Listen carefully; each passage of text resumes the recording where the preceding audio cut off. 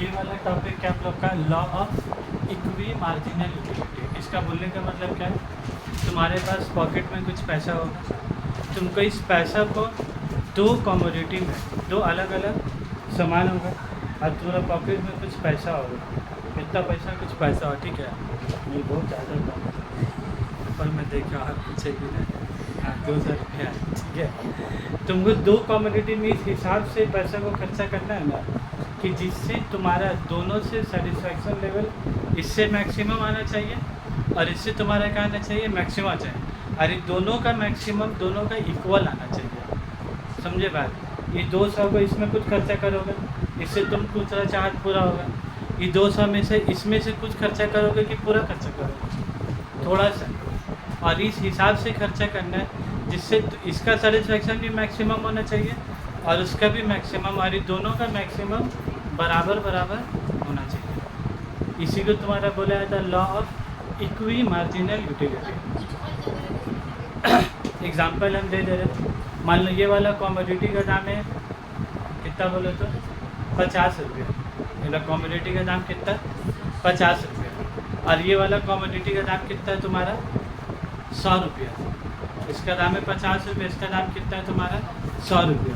तो तुम बोलो 200 रुपये का तुम कैसे इस्तेमाल करोगे। ये वाला को मान लो इसमें 100 खर्चा करना, इसमें 100, तो इसमें से तुम 50 रुपया का तुम क्या कॉमोडिटी खरीद पाओगे, दो, और इसमें से कितना खरीद पाओगे।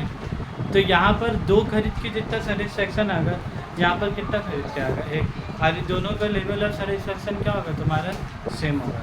इसी के लिए लोग लास्ट में जाके क्या बोले, वहाँ पर जब हम लोग सिंगल कॉमोडिटी वाला पढ़ा था, वहाँ पर उन लोग का इक्विलिब्रियम पॉइंट क्या था, marginal utility equal to price, क्योंकि वहाँ एक ही था।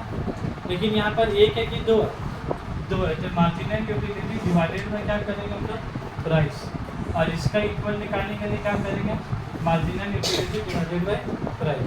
खाली तुमको फ़र्क क्या करना होगा, जब तुम दोनों एक जैसा लिखे तो दोनों एक ही हो गया। खाली तुमको क्या करना है, दो कॉमोडिटी, तो एक कॉमोडिटी का नाम तुम क्या दोगे, एक्स, और एक कॉमोडिटी का नाम क्या दोगे, वाई। बस इसीलिए क्या है, M U X divided by P X equal to M U Y divided by, ठीक है बात। यही कंसेप्ट को तुम्हारा क्या बोलेंगे, law of equi marginal utility. अरे जो बात हम बोले ना, तुम्हारे पास कुछ रुपया होगा और उस रुपये को दो कमोडिटी में क्या करना है, खर्चा करना है, देखो वही लाइन यहाँ कैसे निकल, a consumer will be at equilibrium when he allocates his given income. Given income मतलब कुछ होगा, जैसे मेरे घर में 200, तुम लोग के इसमें 5,000 रुपया होगा, सबका ज़्यादा पैसा निकला तुम लोग ऐसे, तो एलोकेट इज गिवन इनकम, तो अलग अलग आदमी का इनकम क्या होगा, अलग अलग होगा, तो इसका ये भी क्या है, अलग अलग यूनिट्स निकलेगा। कम पैसा है तो कम निकलेगा, ज़्यादा है तो क्या, ज़्यादा निकलेगा। तो when he allocates his given income, ये याद रखो कि इनकम क्या रहेगा तुम्हारा, दिया होगा।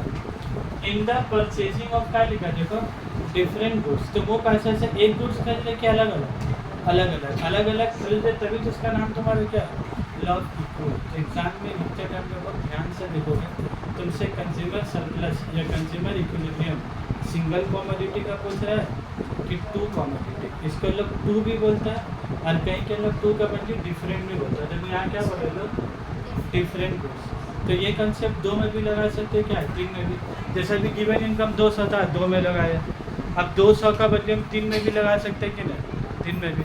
तो इस मान लो 3 में लगाए, कितना में लगाए, 3 में, तो फार्मूला बढ़ गई, तुम्हारा क्या है, M U Z divided by क्या है, प्राइस।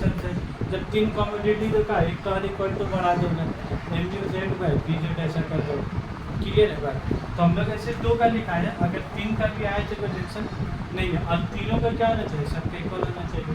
उसके बाद देखो ना, ये लाइन तुम्हारा सेक्शन है, ये लाइन तुमको उसमें नहीं मिलेगी, यही लाइन तुम्हारा क्या है, द मार्जिनल यूटिलिटी पर रुपये, किसकी बात कर रहे थे पहले, 1 रुपये से जो मार्जिनल यूटिलिटी मिलेगा, तो marginal utility x divided by price of x. इसका मिसाल बगल में लिख दे देते हैं, तो मान लो इसका मार्जिनल यूटिलिटी मिला तुमको 50 और इस सामान का दाम कितना है तुम्हारा 25, तो इससे ये दोनों अलग अलग है, मार्जिनल यूटिलिटी 50, प्राइस कितना है 25, ये दोनों को डिवाइड करके इसका मार्जिनल यूटिलिटी पर रुपये कितना, देखो मतलब 1 रुपया खर्चा करने से तुम्हारा कितना यूटिलिटी मिल रहा है तुमको?